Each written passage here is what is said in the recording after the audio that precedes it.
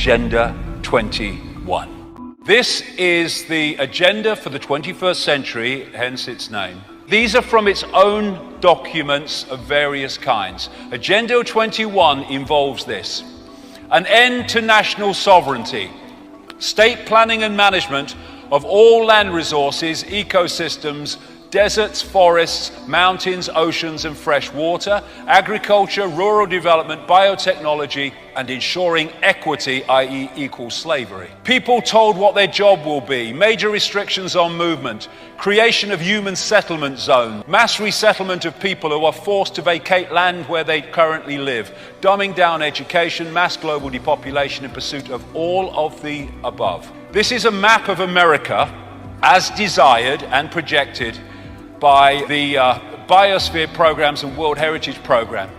And whenever you see diversity or sustainability or Agenda 21, they're just into connecting interchangeable terms.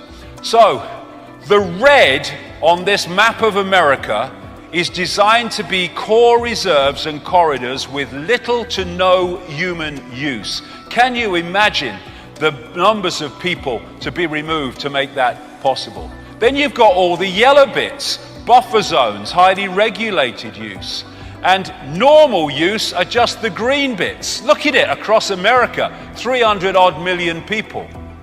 And the idea is to make vast areas of land, ban it from human use and human activity on the basis of saving the environment, when what it is taking it all over for the less than 1%. What they want to do is concentrate the masses in high-rise, ultra tiny boxes where they can be under surveillance 24/7. Now this is a big area where people get scammed because they don't think that is possible, manipulating the weather to create extremes of weather to get people into situations that remove them from the land. People say it's not possible. Of course it's possible. It's happening. It goes way back. The Lynmouth flood in 1952, which killed people and devastated that village in Devon, was actually created by the RAF, who were doing an operation called Operation Cumulus, also known as Operation Witch Doctor, in which they were putting sulfur into the atmosphere in this area. And actually people before the massive flood say they kind of tasted and smelt sulfur in the air. And what it did was create an enormous rainstorm, which created the flood, which created the Lynmouth disaster. This is 1996, an official US Air Force document describing the artificial creation of floods, hurricanes, droughts, and earthquakes. And it continues, weather modification will become a part of domestic and international security and could be done unilaterally. It could have offensive or defensive applications and even be used for deterrence purposes. The ability to generate precipitation, fog and storms on Earth or to modify space weather and the production of artificial weather are all part of an integrated set of military technologies. They are manipulating the weather like crazy. This is a plan that was agreed to by 179 nations. It's called the Agenda for the 21st Century. It's a totalitarian state being developed right now all over the world. It is the inventory and control plan. Inventory and control of all land, all water, all minerals, all plants, all animals, all construction, all means of production, all food, all energy, all information, and all human beings in the world. And this is a plan that was agreed to by 179 nations back in 1992. It's a United Nations plan. It's called the Agenda for the 21st Century. And so many of us around the world think that, sustainable development, it just sounds so great. Isn't it about recycling and creative reuse and creating energy and food resources for everyone? And the answer is no, it really is not. It's about moving populations into city centers, concentrated city centers, and clearing them out of the rural areas. All systems have to be brought into harmony in order to control them all. Because when systems don't meet, when they're out of balance or not in sync with one another, they can't be controlled centrally. And the goal of Agenda 21 is one world government and total control from a central unit. Every nation that signed on to Agenda 21 has its local Agenda 21 plan. People in the United States are completely unaware of this. If I go out and talk about this, the United States press attacks me and calls me which is totally ridiculous. It is a but it's not a theory. It's a fact.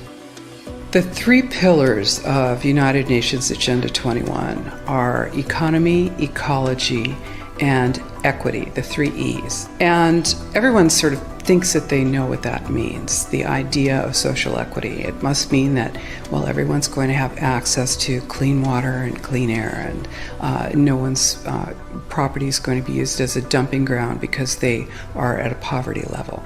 But really what social equity is about impoverishing huge portions of the population and bringing down the developed nations. Everything that we're looking at now is destined to collapse our economies. It's a totalitarian state being developed right now all over the world. And what major corporations want in this development is to be able to have full movement of workers without borders or boundaries, to be able to move their goods through without regulations, and to reduce wages. And so this is the goal. So this is what you find with social equity. And of course, economy and ecology is about, these are the three circles: economy, ecology, and social equity. And where they meet in the center is balance. But really that balance is a communitarian balance. So it's not balance of well-being of the people. What it is it's a balance for corporations so that they can exploit and control and have populations in an area, in tightly packed, dense areas, so that they can be surveilled and managed. And this is what that balance looks like as far as the development of a totalitarian state is. The mainstream media is owned by 5 major corporations, and you're not going to get this information from the mainstream press. So you need to be your own press. You need to educate yourself. You need to get out there and educate your neighbors, your community, your real community. You need to help your children understand that they're being indoctrinated from pre-kindergarten to postgraduate school. All of us have a responsibility to ourselves and to others. This is true community, to work for personal freedom. And always remember that even though we work as a group, if we do work as a group, we're all individuals in those groups, and we answer only to ourselves. And this is essential. It's essential as free human beings. This is what we are. We are free, and we need to continue to be free. And I do believe that we will win, but we have to become aware that there is a fight, and then make our friends and our neighbors and our community aware as well, and work together.